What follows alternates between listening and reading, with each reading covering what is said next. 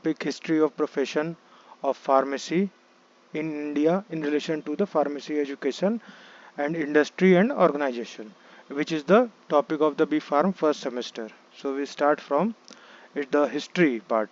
So first one is ancient truths, means कि pharmacy कहाँ से जनरेट हुआ है, कहाँ से डेवलप हुआ है. तो इन द बैक टाइम्स, जो एंशियंट टाइम्स थे, वहाँ पे आयुर्वेदा के यूज़ करके, जो आयुर्वेदा हमारा ट्रेडिशनल सिस्टम ऑफ मेडिसिन है, उसमें क्या होता था, फार्मेसी स्किल्स का यूज़ करते थे for preparation of the herbal drugs या हर्बल मेडिसिन. उस समय ड्रग्स क्या, उस समय तो मेडिसिन होती थी प्लांट्स बेस्ड. तो उसमें हम लोग फार्मेसी स्किल का यूज़ करके वो लोग हर्बल जो हमारे मेडिसिन है उसको डेवलप करते थे इन आयुर्वेदिक प्रैक्टिसेस. और फिर उसके बाद आता है history of profession of pharmacy. तो जो फार्मेसी का प्रोफेशन है उसकी हिस्ट्री क्या है. तो जनरली जो फार्मेसी है वो कैसे कैसे किन किन चीज़ों से कैसे कैसे आया है. तो जनरली एंशियंट इंडिया में जो मेनली सोर्स ऑफ ड्रग्स थे वो हमारे वेजिटेबल थे, एनिमल्स थे और मिनरल थे. ये तीन चीज़ों पे मेनली डिपेंडेंट था पहले के समय पे. ठीक. और ये इसको केवल जो उसके एक्सपीरियंस पर्सन थे वही बनाते थे. ठीक. और जो बनाने का प्रोसेस होता था वो एक सीक्रेट रखा जाता था कि कोई उसको कॉपी ना कर सके. लेकिन जब मुस्लिम रूल आया तो फिर हमारा सिस्टम थोड़ा सा डिक्लाइन हुआ और उनका सिस्टम जो यूनानी सिस्टम जो बोलते हैं, यूनानी तिब्बी सिस्टम, तो वो थोड़ा सा ज़्यादा फिर प्रचलन में आ गया और हमारा जो सिस्टम था वो कम हो गया. लेकिन फिर जब ब्रिटिश रूल आया तो ब्रिटिश रूल में एलोपैथिक सिस्टम आया इंडिया में, और उसके बाद अभी हम लोग का ये चलता है एलोपैथिक सिस्टम. तो जनरली जब ब्रिटिश रूल के बाद एलोपैथिक सिस्टम इंडिया में आया जो कि ब्रिटिश ट्रेडर्स लाए थे. ठीक. और कॉलोनियल एरा में क्या होता था, कॉलोनियल एरा में हमारे जो वेस्टर्न स्टाइल फार्मेसी एजुकेशन का शुरुआत हुई.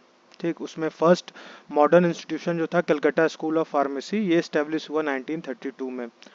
उसके बाद इंडिपेंडेंस के बाद 1947 के बाद हमारा फार्मेसी एक्ट आया 1948 में, जो कि जनरली रेगुलेशन करता था profession and education of pharmacy in India.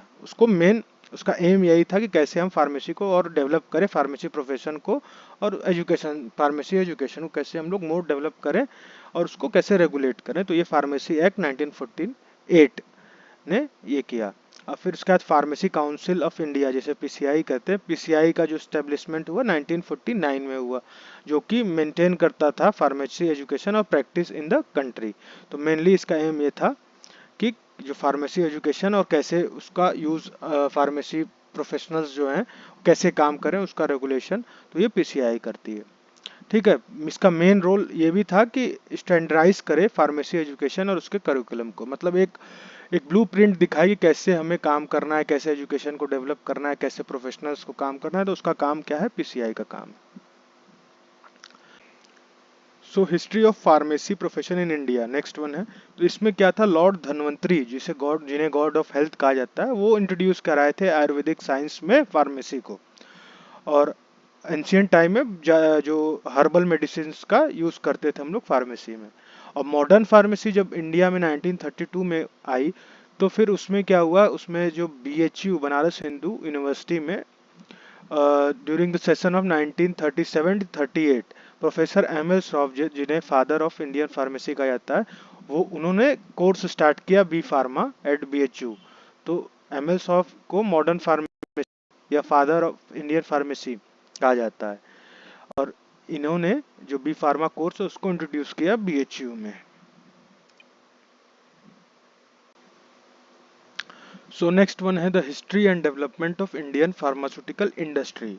तो इसमें अलग अलग एराज हैं, अलग अलग ईयर हैं जिसके बारे में बताया गया कि कितने ईयर के गैप में क्या चीज़ें डेवलप हुई in the Indian pharmaceutical industry. So पहला है अर्ली बिगनिंग्स. तो अर्ली बिगनिंग्स में जो हमारा प्री 20th सेंचुरी था, मतलब 19 का जो एरा था उसमें जनरली जो हमारा ट्रेडिशनल इंडियन सिस्टम था, मेडिसिन सिस्टम, इसमें क्या आयुर्वेदा, सिद्धा, ये सब आते थे, वो जनरली प्रैक्टिस होता था, वही यूज़ में था, लोग उसी के थ्रू अपना इलाज करवाते थे. ठीक है. इसमें हम लोग नेचुरल इंग्रेडिएंट्स जो हमारे हर्बल प्रोडक्ट्स हैं उसका यूज़ करते थे. लेकिन जब से फिर उसके बाद कॉलोनियल एरा आया जब ये ब्रिटिशर्स आए तो उसके बाद से हमारे जो वेस्टर्न मेडिसिन है उसमें ज़्यादा डेवलपमेंट हुआ है और नए नए कॉलेजेस और फार्मास्यूटिकल कॉलेजेस का इस्टेब्लिशमेंट हुआ और नई नई मॉडर्न जो हमारी ड्रग मैन्युफैक्चरिंग टेक्निक्स है उसका भी इंट्रोडक्शन हुआ। तो ये अर्ली बिगनिंग्स में हुआ। फिर आते हैं post independence era 1950s to 1970, जब हमारा देश आज़ाद हो गया उसके बाद का, जस्ट उसके बाद का क्या होता है, तो उसमें ये होता है कि जनरली इंडिया जो इंडिपेंडेंस के बाद फोकस ज़्यादा किया अपने सेल्फ सफिशिएंसी पे और रिड्यूस किया जो फॉरेन प्रोडक्ट्स आते हैं उसका उसकी डिपेंडेंसी को रिड्यूस किया, मतलब उसको एक तरीके से बॉयकॉट किया। ठीक। और अपने सेल्फ सफिशिएंसी मतलब अपने आत्मनिर्भर जिसे बोलते हैं उससे उस पर ज़्यादा फोकस किया। ठीक। और फार्मास्यूटिकल फील्ड में भी ये चीज़ें हुई। और जो हमारा पेटेंट एक्ट है 1970 में वो एक तरीके से बहुत बड़ा कदम था। उसमें क्या हुआ कि इंडिया जो है वो डेवलप किया जेनरिक इंडस्ट्री ढेर सारी, लेकिन उसमें प्रोडक्ट जेनरिक नहीं थे, अधिकतर प्रोसेस पेटेंट्स थे। मतलब हमारे जो पेटेंट एक्ट आया उसमें जो हमारे प्रोसेस थे उनको पेटेंट किया गया, ना कि प्रोडक्ट को ज़्यादातर के। तो उससे हमारे प्रोसेस को कोई कॉपी नहीं कर सकता। तो ये एक बहुत अच्छा लैंडमार्क साबित हुआ पेटेंट एक्ट 1970। उसके बाद हमारा इमरजेंस ऑफ जेनरिक इंडस्ट्री में 1980 से 1990s का जो एरा था उसमें क्या हुआ कि हमारा जेनरिक हब मतलब जेनरिक ड्रग का हब बन चुका था इंडिया। और जो हमारे ड्रग्स या जो भी मेडिसिन थे वो एक अफोर्डेबल प्राइस पे लोगों के लिए अवेलेबल थे। ठीक है। और उसके कारण जो हमारा हेल्थ केयर कॉस्ट है और जितना भी मेडिसिन का कॉस्ट है वो सब घट गया, रिड्यूस हुआ। तो इस एरा में एक इंडिया जो था जेनरिक ड्रग मैन्युफैक्चरिंग का हब बन जाता है। और जो इंडियन फार्मास्यूटिकल इंडस्ट्री है वो गेन की इंटरनेशनल रिकॉग्निशन, क्योंकि ज़्यादा प्रोडक्शन यहाँ होता था तो इंटरनेशनल कंपनियां भी यहाँ की तरफ देखने लगी। और इसी तरीके से वो हमारा एक जो इंडिया का इंडस्ट्रीज थे वो एक्सपर्टीज कर लिए इन रिवर्स इंजीनियरिंग और कॉस्ट इफेक्टिव प्रोडक्शन, और यहाँ पे उसको एक इंटरनेशनल रिकॉग्निशन भी मिला। तो इस एरा में ये हुआ।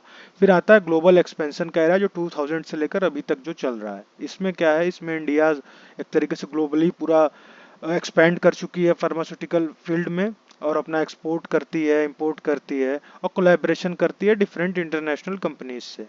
ठीक है। और इंडिया जो है, इंडिया की इंडस्ट्री सिग्निफिकेंट रोल प्ले करती है in the contract research and manufacturing services, जिसे क्रैम्स बोला जाता है, कि मतलब कॉन्ट्रैक्ट पे काम करती है बाहर के लिए भी अपने लिए भी। और providing services to the global pharmaceutical companies, जो बाहर की कंपनीज है उसको भी सर्विस प्रोवाइड करती है। और इंडियन कंपनीज जो है वो जनरली फोकस ज़्यादा कर रही है अपने R&D पे। ठीक है, ताकि वो नोवेल ड्रग को डेवलप कर सके और इम्प्रूव उसकी स्टैंडिंग को, मतलब एक तरीके से ऐसा स्टैंडर्ड ड्रग बनाए जो ग्लोबली एक हाई उसका इफिशियंसी रहे। जैसे भी कोरोना वैक्सीन बना तो इंडिया की तरफ से भी डेवलपमेंट हुआ कोरोना वैक्सीन का, तो वो भी बड़ी चीज़ है कि इंडिया भी ग्लोबली जो है अपने आप को आउटस्टैंड करती है। वहाँ पे उसके जो ड्रग्स हैं वो ग्लोबल लेवल पे एक्सपैंड करते हैं। ठीक है। सो नेक्स्ट वन है इंडियन फार्मास्यूटिकल इंडस्ट्री। सो इसमें जनरली जो फर्स्ट फार्मास्यूटिकल कंपनी थी वो Bengal chemicals and pharmaceutical works थी, इंडिया में जो एस्टेब्लिश हुई। और लेकिन मेनली क्या था कि इंडिया में उस समय यूजेस बहुत कम था, मतलब डिमांड उतनी नहीं थी और बाहर से ही अधिकतर जो यूरोप से सारा हमारी ड्रग्स जो हैं इंपोर्ट होती थी। लेकिन धीरे धीरे हमारा इंडिया का सिस्टम जो फार्मेसी सिस्टम, मेडिसिन सिस्टम, वो डेवलप होता गया और चीज़ें यहाँ पे मैन्युफैक्चर होने लगे। तो यहाँ पे कुछ इंडस्ट्री के बारे में दिए गए। 1901 में इस्टेब्लिश हुआ Bengal chemical pharmaceutical works Calcutta में बाई HR PC रे। फिर 1903 में हुआ Parel Bombay, small factory at Parel Bombay by TK Gujjar. और 1907 में Alembic chemical works at Baroda by professor TK Gujjar. So next one आता है फार्मास्यूटिकल ऑर्गेनाइजेशंस। सो कितने डिफरेंट फार्मास्यूटिकल ऑर्गेनाइजेशन जो है कि एस्टेब्लिश हुए, डेवलप हुए during the early ages to the present ages, और जो कैसे फार्मेसी फील्ड को डेवलप करने में और कैसे उसको और प्रमोट करने में ये सब हेल्प किए। तो अर्ली ईयर्स में क्या था कि जो 20th सेंचुरी का पार्ट था उसमें इंडिया जो है कि कुछ कंपनीज बेसिक मैन्युफैक्चरिंग कंपनी या बेसिक मेडिसिन को मैन्युफैक्चर की। और जनरली उस समय जो हिंदुस्तान एंटीबायोटिक्स लिमिटेड हाल, ये सबसे अर्लीस्ट फार्मास्यूटिकल कंपनीज थी जो 1954 में पुणे में स्टैब्लिश की गई। फिर आता है पीरियड 1950 से 1970 का। तो इसमें क्या था, जनरली जो इंडिया थी, इंडिया की फार्मास्यूटिकल इंडस्ट्री वो जेनरिक मेडिसिन प्रोडक्शन में ज़्यादा फोकस करने लगी। ठीक है, लेकिन उसमें पेटेंट ड्रग्स भी आते थे, means often imitating the patented drugs. तो जो पहले से पेटेंटेड थे उसका भी डुप्लीकेसी, एक तरीके से डुप्लीकेट ड्रग बनने लगा। डुप्लीकेट मीन्स उसकी कॉपी बनने लगी। तो इसीलिए पेटेंट एक्ट आया 1970 में। तो 1970 में जो पेटेंट एक्ट था वो इस पे रोक लगा दिया। ठीक है, तो जो पेटेंटेड प्रोडक्ट थे वो प्रोड्यूस नहीं हो सकते थे कंट्री में। ठीक है, तो उससे क्या हुआ, और थोड़ी ग्रोथ हुई ताकि जो अच्छे मेडिसिन डेवलप हुए उससे ग्रोथ और बढ़िया हुई। फिर आता है 1980 से 1990 का एरा। तो उसमें क्या हुआ कि अब धीरे धीरे इंडियन फार्मास्यूटिकल सेक्टर ज़्यादा प्रोडक्शन भी मेडिसिन का ज़्यादा कर रहा था और लार्जेस्ट फार्मास्यूटिकल प्रोड्यूसर बन चुका था वर्ल्ड में।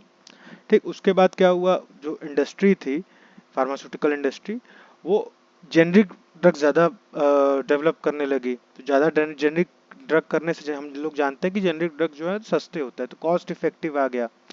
एक तरीके से हम लोग कह सकते हैं कि उस समय कॉस्ट इफेक्टिव ड्रग प्रोडक्शन होने लगा। ठीक, और pharmaceutical export promotion council, Pharmexcil Pharmexcil was established in 1986 to promote the pharmaceutical export from India। तो जो जो इंडिया की जेनरिक ड्रग डेवलप हो रही थी वो फिर बाहर भी एक्सपोर्ट होने लगी by the council, pharmaceutical export promotion council. ठीक, अब आता है 2000 से अभी का एरा जो अभी तक चल रहा है। इसमें इंडिया जो एक्सपर्टीज कर चुका है आर&डी के ऊपर और कॉस्ट इफेक्टिव मैन्युफैक्चरिंग करता है, एमएनसी कंपनी से भी जुड़ चुका है।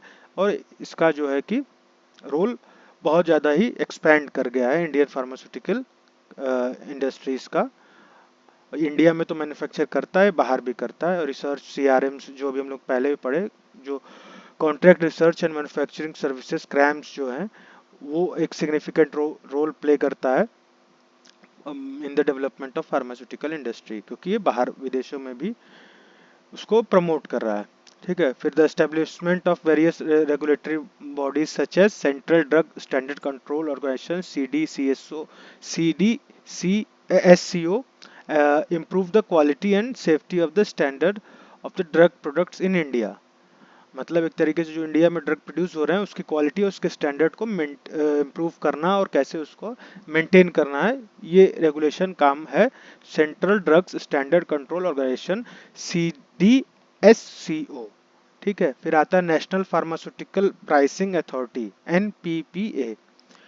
तो ये हुआ था form to regulate the drug prices and ensure the affordability, ताकि एक जो प्रोड्यूस हो रहे हैं ड्रग्स वो एक पर्टिकुलर लिमिट के अंदर रहे, ताकि जो कंज्यूमर है, कस्टमर है, वो अफोर्ड कर सके ड्रग को, इतना महंगा नहीं हो जाए कि कोई अफोर्ड ही ना कर सके। तो ये काम नेशनल फार्मास्यूटिकल प्राइसिंग अथॉरिटी का है, to ensure the regulation of drug prices and its affordability. अब आता है नेक्स्ट वन की introduction of World Trade Organisation, trade related aspects of intellectual property rights, TRIPS जिसे बोलते हैं, TRIPS। ये एक तरीके से एग्रीमेंट है led to the changes in Indian patent law. Patent law में इसके थ्रू चेंजेस हुए।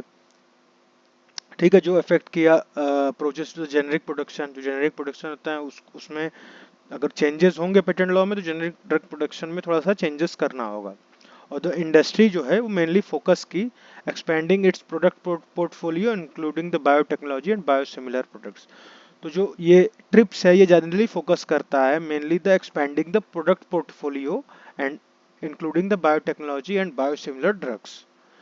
सो इस तरीके से हमारा ये फार्मास्यूटिकल डिफरेंट ऑर्गेनाइजेशंस थे जो कि हेल्प किए किसी भी हमारे इंडियन फार्मास्यूटिकल इंडस्ट्री को प्रमोट और डेवलप करने के लिए।